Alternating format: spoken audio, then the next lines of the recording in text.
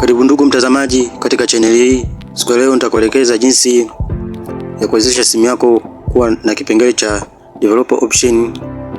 Developer option ni kipengele ambacho kitakuwezesha wewe kuseti vipengele ambavyo hapo awali havikuwepo.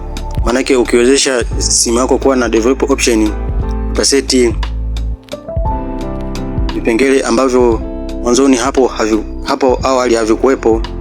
Kwa hiyo moja kwa moja nitaingia kwenye app hii ya setting.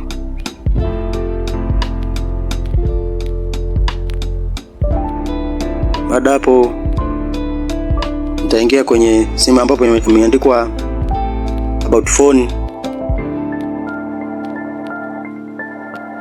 Baada kuingia kwenye about phone, utakiona kipengele hichi imeandikwa building number, utagusa mara 7.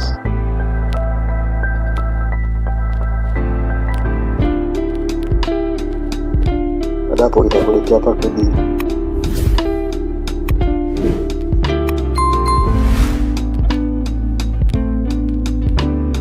Sasa kipengele cha developer option tayari kimeshawezesha kwenye simu yangu.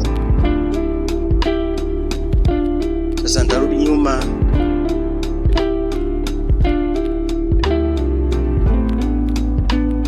Baada hapo nitaingia kwenye kipengele cha system. Nitagusa sehemu hii ambapo imeandikwa advanced.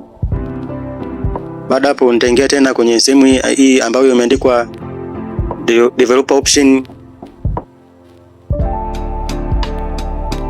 Sasa kama unavyoona, maana hapa kuna vipengele mbalimbali ambavyo wewe mtumiaji wa simu utakuwa unaviseti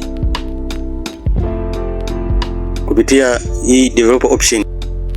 Sasa kupitia video hii naamini umeshaelewa, na wewe unaweza kujaribu kwenye simu yako, lakini kuna namna tofauti ya kuipata hii developer option kulingana na simu yako, jinsi ilivyoundwa.